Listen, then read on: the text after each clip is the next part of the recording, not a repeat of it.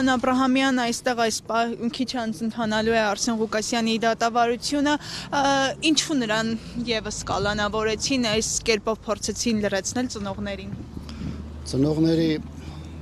տարբեր խմբեր կան, ովքեր պայքարում են արդարության հասնելու, իրենց որդիների, ընտանիքի անդամների ճակատագրի հետ կապված տարբեր մանրամասներ իմանալու համար։ Կան մարդիկ, որոնց որդիները կամ եղբայրները զոհվել են, կան մարդիկ, որոնց ընտանիքի անդամները անհետ կորածի կարգավիճակ ունեն, կան մարդիկ, ովքեր ադրբեջանական տարբեր կայքերում կամ սոցիալական մեդիայում տեսել են իրենց հարազատներին եւ ըստ էության նրանք գտնվել են ադրբեջանական վերահսկողության տակ, բայց այս 5 տարիների ընթացքում որևէ ուղղությամբ իշխանությունը որևէ լուրջ քայլ չի ձեռնարկել եւ մարդիկ պարբերաբար իրենց դժգոհությունը արտահայտում են։ Հիմա իշխանությունը այս տարիների ընթացքում մի մարտավարություն է բռնել տարբեր ծնողների, ովքեր տեղից շատ մեծ կորուստ ունեն կամ բավականին մեծ խնդիրներ ունեն, որոնք իրենց մտահոգում են, այս մարդկանց փորձում են լրացնել։ Բնական է, որքան որ մարդկանց պահանջները չեն բավարարվում եւ որքան իշխանությունը այս իմաստով պարզապես չի գործում, այս պայմաններում մարդկանց եւ հուզական վիճակը եւ նաեւ արդարացի պահանջը շատ ավելի ընդգծելի է լինում։ Արսեն Ղուկասյանն այն ծնողներից է եղել, ով ամենատարբեր միջոցներով, փողոցներում, տարբեր հարթակներում օգտագործել է հնարավորությունը բարձրացնելու այն խնդիրները, որոնք կապված են անհետ կորած մեր հայորդիներին եւ նրանց ճակատագրի մասին եւ իշխանությունը մի փուլում, ինչպես նախորդի եղել է նաեւ այլ ծնողների դեպքում, իշխանությունը փորձել է խնդիրը ճակերտներում լուծել մեկուսացման միջոցով։ Ես նաեւ ուզում եմ ձեզ հիշեցնել, որ տարբեր կարգավիճակներով ազատությանից զրկվել է, տնային կալանքի ռեժիմով է գտնվել նաեւ Գարիկ Գալեյանը, նաեւ մեր հայորդիներից Հակոբի հայրը Գերարան, ով այս պահին էլ տնային կալանքի ռեժիմում է եւ այսօր էլ այստեղ հավաքվել են Ղուկասյան Արսենի հետ կապված, ով իր վախտակիցների եւ բազմաթիվ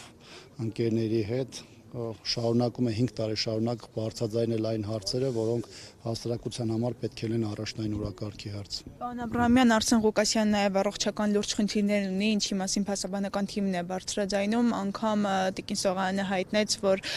նրա առողջական վիճակը ուղղակի համեմատական չէ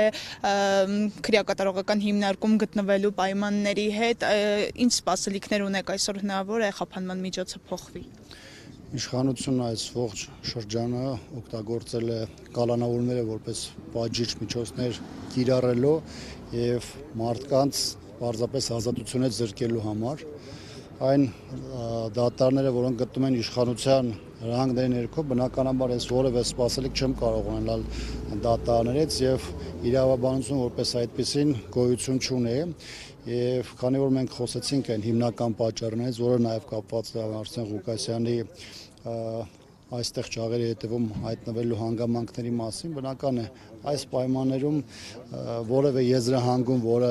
հիմնված կլինի իրավական կամ բարոյական նորմերի մեջ, պարզապես մենք չենք կարող։ Իշխանությունը ոնց որ քաղաքական շատ անդիմախոսների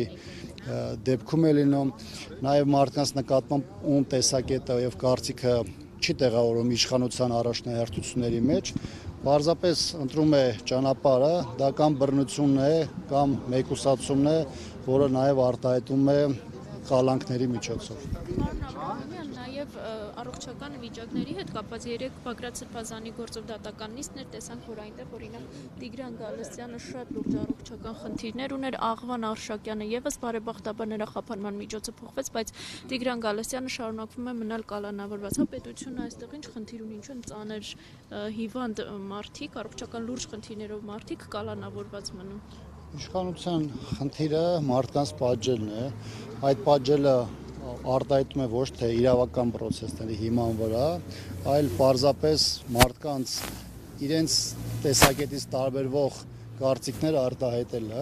Հիմա դա կարտահայտվի քաղաքական մակարդակում, դա կարտահայտվի հասարակական մակարդակում, թե մեկ այլ տեղ իշխանության համար դա խնդիր է եւ նրանց համար որևէ ձևով կարևորություն չի ներկայացնում, թե տվյալ մարդը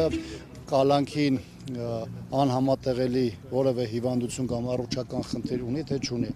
Ամեն դեպս այս տարիները ցույց են տվել, սա առաջին դեպքը չէ, որ իշխանությունը ամեն դեպս ոչ իրավական առումով, ոչ էլ բարոյական առումով որևէ խոչընդոտ չունի եւ Հարգելի հետը